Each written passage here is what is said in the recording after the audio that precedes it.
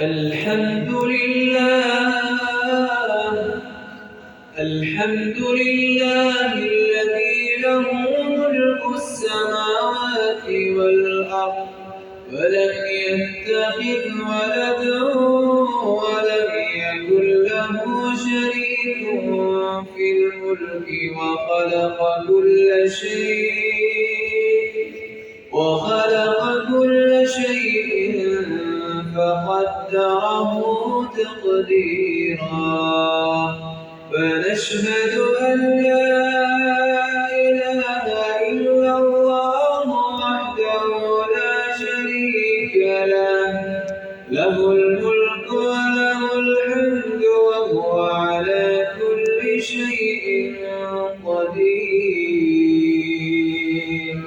فنشهد أن محمدًا عبده ورسوله صلى الله تعالى عليه وعلى آله وأصحابه أجمعين وعلى من تبعهم بإحسان إلى يوم الدين وعلى خلفاء الراشدين من بعده خصوصا على الإمام المهام أول الصحابة وأفضلهم أمير المؤمنين أبي بكر الصديق صاحب رسول الله وعلى الإمام المهام أعدلهم أمير المؤمنين عمر الفاروق طاهر أعداء الله وعلى الإمام المهام أحلمهم أمير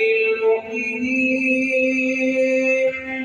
عثمان للنورين جامع كلام الله وعلى الإمام المهام أشجعهم أمير المؤمنين علي الرضي الوفي وهو من أولياء الله وعلى الإمامين الهمامين عباد الله قد أقبل علينا شهر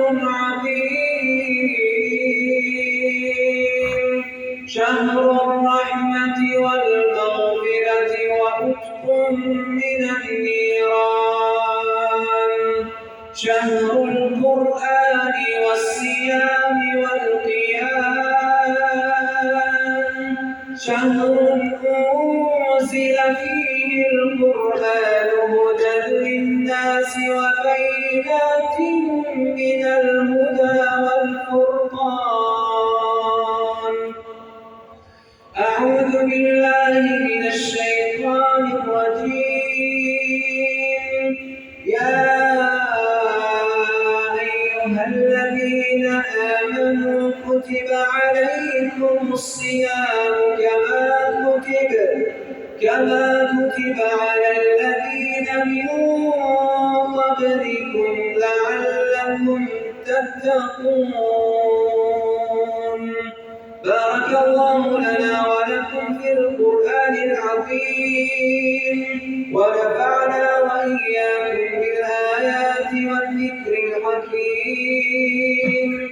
إنه هو الغفور الرحيم الجواد الكريم العلي العظيم السميع الدعاء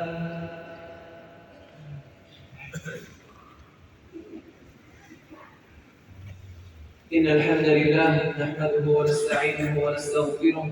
ونعوذ بالله من شرور أنفسنا ومن سيئات أعمالنا من يهده الله فلا مضل له ومن يضلله فلا هادي له، ونشهد أن لا إله إلا الله وحده لا شريك له، ونشهد أن محمدا عبده ورسوله. أعوذ بالله من الشيطان الرجيم. إن الله وملائكته يصلون على النبي يا أيها الذين آمنوا صلوا عليه وسلموا تسليما. اللهم صل على سيدنا وحبيبنا محمد صلى الله عليه وسلم وعلى آله وأصحابه وأزواجه وذرياته إلى يوم الدين. اللهم ارحمنا معهم واحشرنا معهم برحمتك يا أرحم الراحمين. فرض من عزيز